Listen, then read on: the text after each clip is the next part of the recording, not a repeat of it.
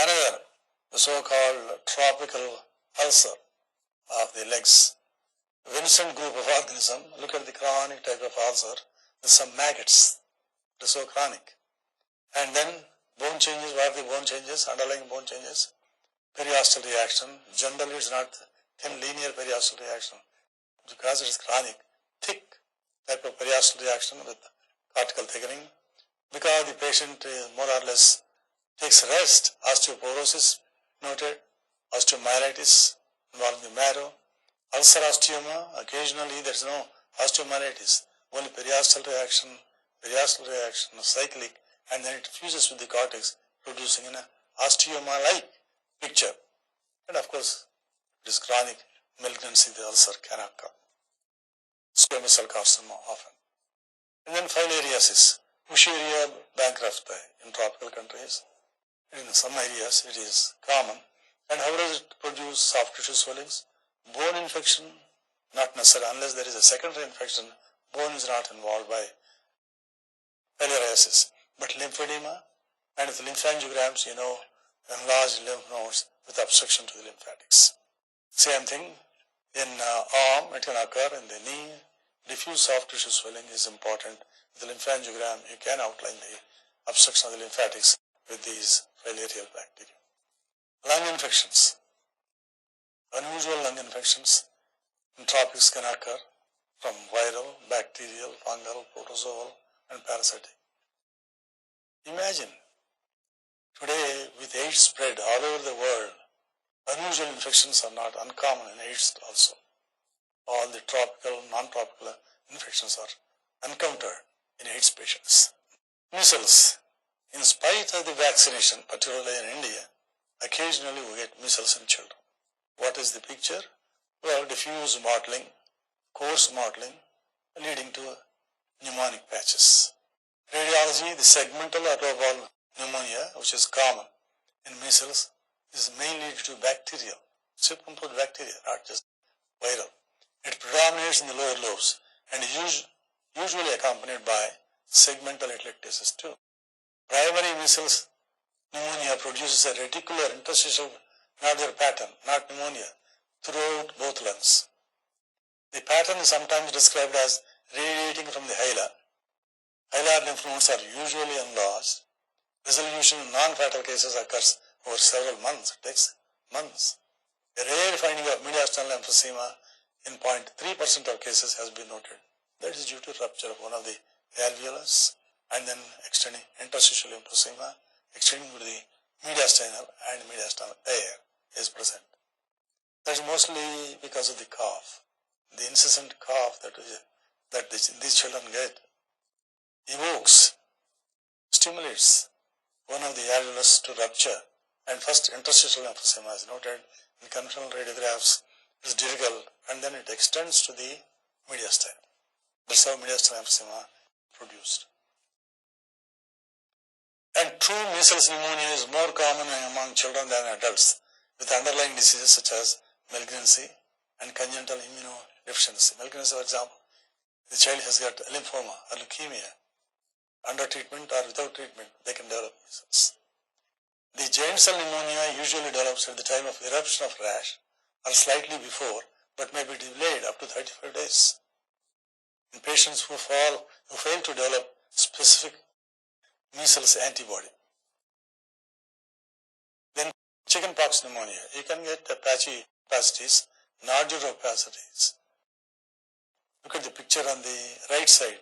Diffuse interstitial pneumonia, as some of the interstitial infiltrates are coalescing. You can get a picture of an alveolar type of pneumonia also. Some of these, even after treatment, you get what is called multiple calcific densities throughout the lungs. Particularly it is common, not in childhood pneumonia. Childhood chickenpox pneumonia generally resolves. But in adults, it results in multiple calcific densities scattered in both lungs. Chickenpox pneumonia, radiological differential diagnosis, in children particularly, hyaline membrane disease, haziness, aspiration pneumonia, transient tachypnea of newborn. Second, pneumonia simulating cytomegalovirus infection, E. coli, influenza, and the rest of the things. I remember this young girl, about 16 or 17 years old, comes with breathlessness, dyspnea, palpitation. And when we saw and took the film, already she's, both lungs are in the respiratory distress syndrome.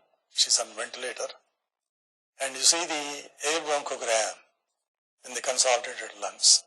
This is one of the pictures of the entire spectrum, ARDS, acute respiratory distress syndrome. Often, we don't have, in villages, they reduce the speed of the car. There are no speed breakers. The buffaloes and the cattle act as speed breakers so that you are protected from high speed. Now we come to the legionella pneumonia. Generally, the organism comes from air-conditioned rooms, from the air conditioner itself. This 43-year-old person comes with cough and fever. Lo and behold, we just a radiograph, bilateral patchy opacities. And regular community-acquired pneumonia is common because these people go to religious melas and multiple public meetings, political meetings, and public gatherings, and acquire infection. Regular consolidation of the lung. With consolidation, there may be some airlessness. That's why there is some collapse of the right upper lobe. And these lead to abscesses, pyogenic, bacterial, positive or negative, gram-positive or gram-negative bacteria. Classical abscess, one on the left side with an air fluid level. And the one on the right side, in spite of treatment, there is irregular necrosis, border of the abscess, necrosis. One has to think in terms of gangrene. Maybe the vessels are involved. And then multiple abscesses are restricted to the right lung. This is also consolidation in the right upper lobe. It's not atelectasis. But then the transverse fissure is bulged low below the right hilum. This is what is called bulging fissure sign, often seen in staphylococcal pneumonia in children or Klebsiella in adults. Actually, patchy areas of pneumonitis, consolidation in both lungs, you can call it bronchopneumonia, but in certain films there is central necrosis, multiple abscesses in staphylococcal. And another important finding in staphylococcal pneumonia is, apart from the space-occupying pneumonia, one of these may rupture and produce pneumothorax. On the other hand, if they heal in the healing process, they leave with a pneumatocele. The infective portion is disappearing, but the host capsule or wall will remain for some time and produce a pneumatocele. Eventually, they disappear also. Look at this 5-year-old child with high fever and then abscess with a meniscus sign. Meniscus sign, we know, often occurs in a fungus ball. This is not a fungus ball. It didn't move in erect and decupitous views. On the other hand, it is just an abscess and producing meniscus. It is not a hydatid cyst. And of course, a child, you can't think of a malignancy. Eventually, this disappears, leaving a pneumatocele. Other infections, fungal infections, actinomycosis, Aspergillosis, blastomycosis, coccidioidomycosis, cryptococcosis, histoplasmosis, nocardiosis, and sporotrichosis. Some of these are common in other tropical countries, not so much in India. For example, histoplasmosis of the lung, rarely we see. If you see elsewhere, it simulates tuberculosis. Except effusion is not that common as in tuberculosis. Cryptococcosis, we have seen few cases where there is immunodeficiency. Coccidioidomycosis, also rather rare. Blastomycosis, rarely seen. It simulates actinomycosis. Aspergillosis of the lungs are common, either primary or secondary, or even allergic type of bronchopulmonary aspergillosis. When you think of aspergillosis, usually you think of a fungus ball. These are the two different cases where there is a central density and usually it's free floating with a chronic cavity. This cavity may be tuberculosis or any other cavity.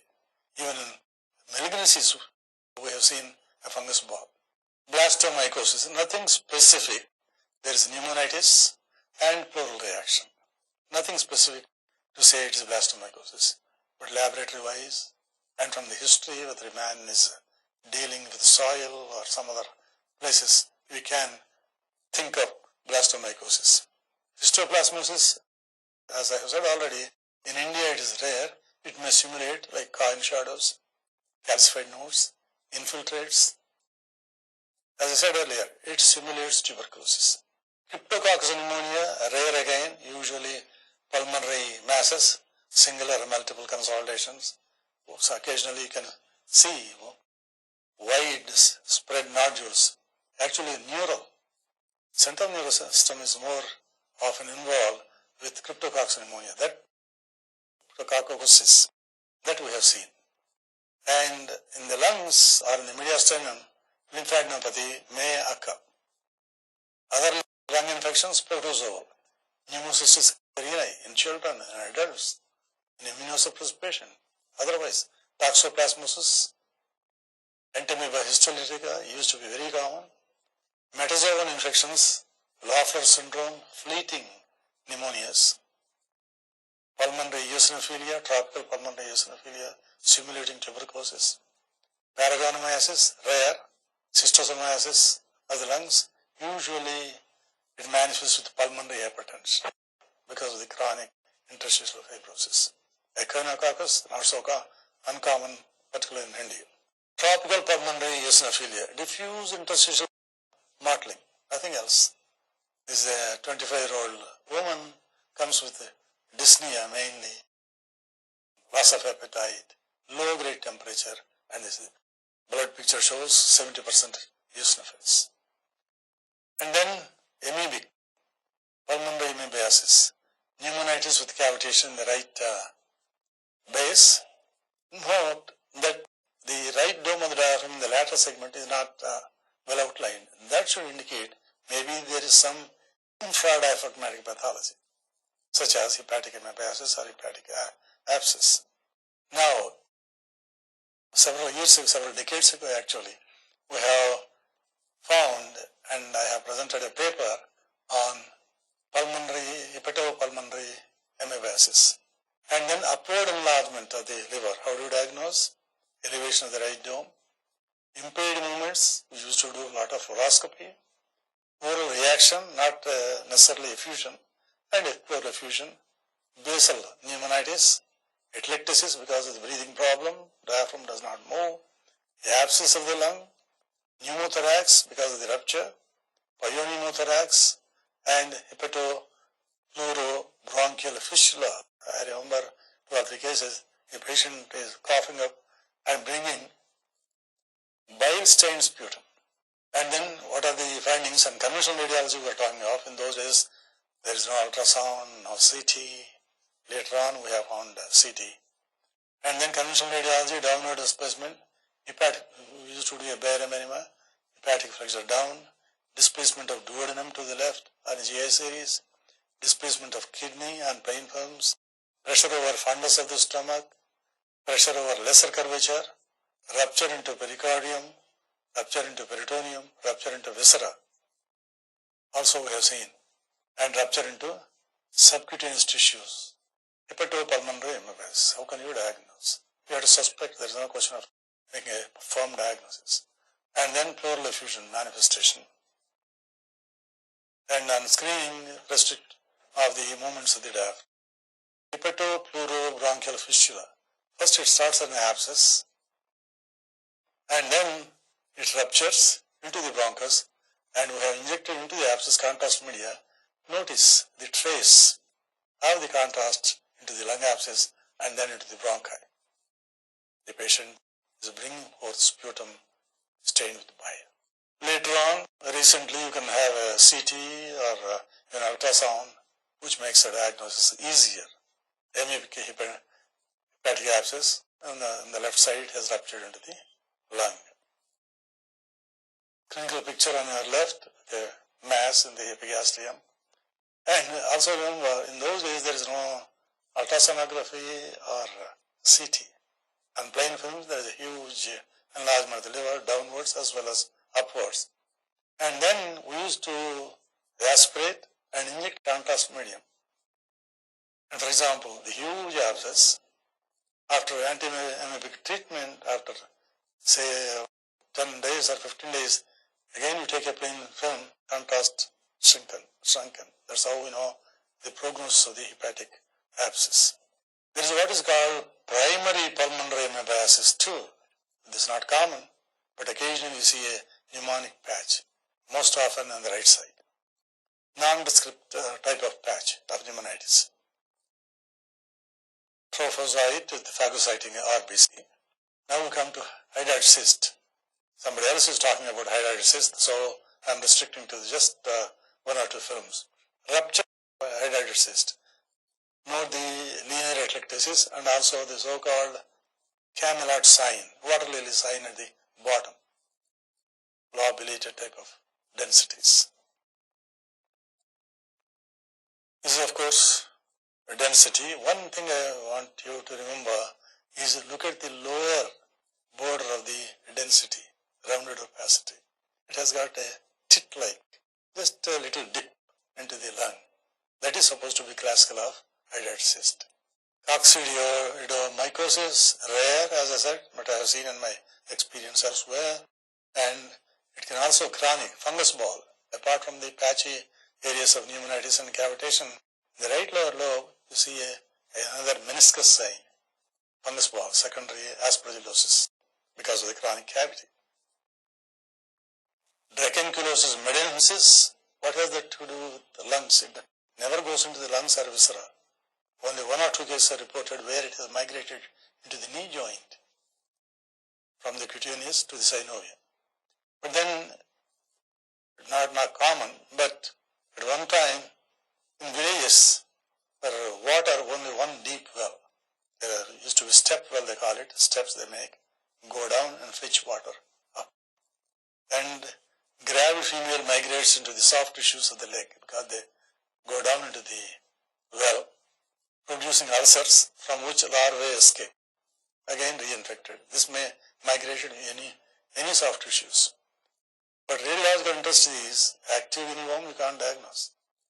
Through the ulcer you may clinically see it. But calcified gingivom, in fact, the film on your left side, somebody suggested old tuberculosis. But then if you take a lateral film, there is in the back, soft tissues, you can see the coiled calcified worm, which is classical of a guinea worm. It is not cysticercosis. Cysticercosis shows a cigar-shaped or a cylindrical type of density. Paragonomyiasis, in my extensive lectures abroad, I have picked up this one and proved paragonomyiasis. Nothing classical about the radiographic picture. Actinomycosis, of course, this we see not often but occasionally here.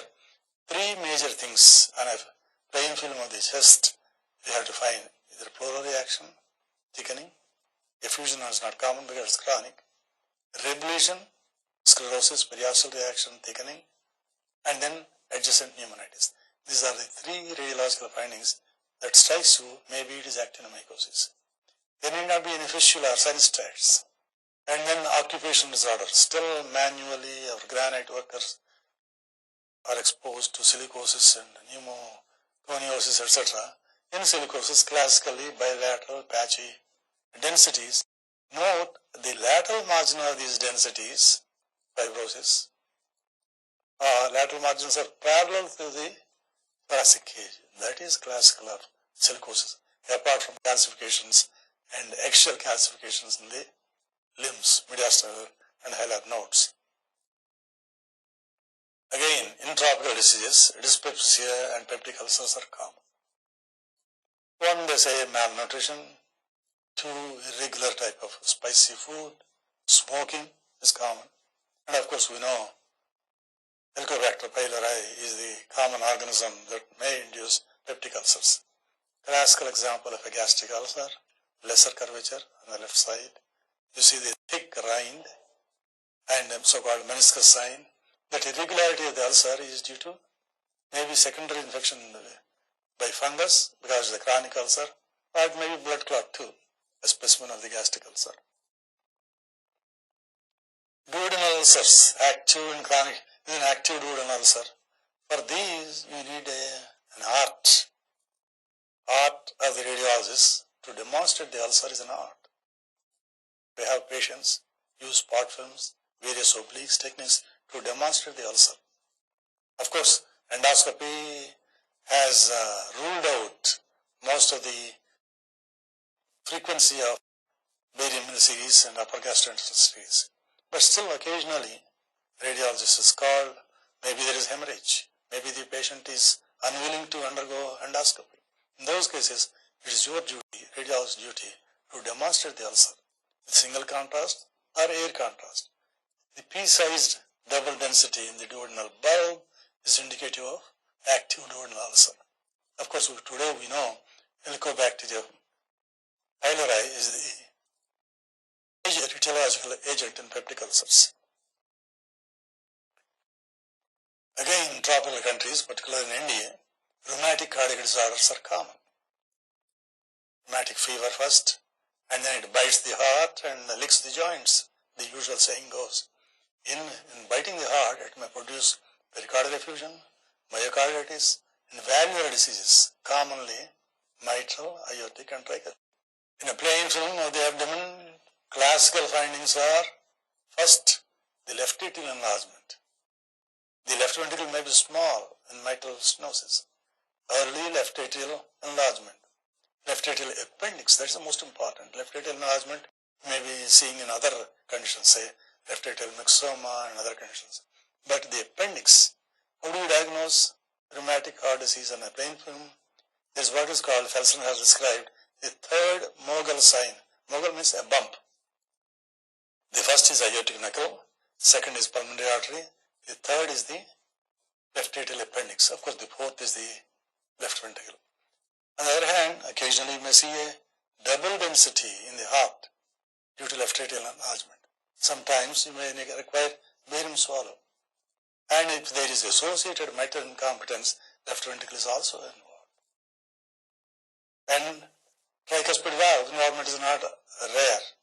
An ideal view in those days is barium swallow in the left lateral view of the chest, depression or impression upon the mid-third of the esophagus due to left atrial enlargement.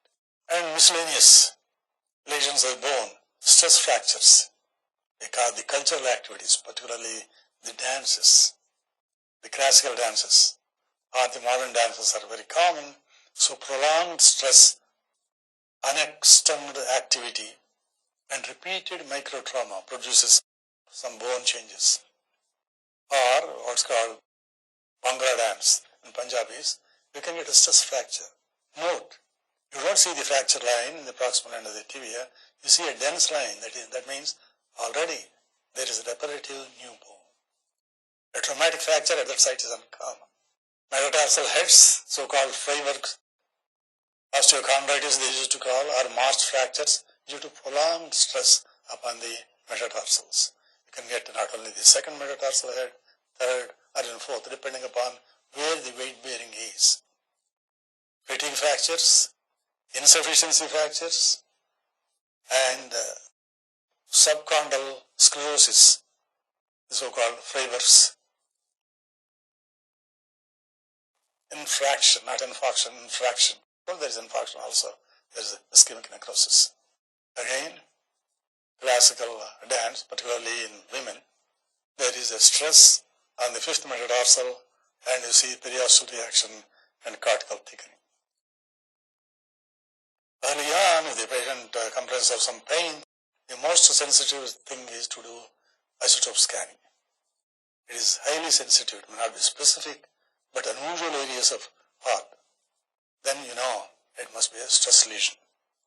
I don't call it a stress fracture because fracture is gross.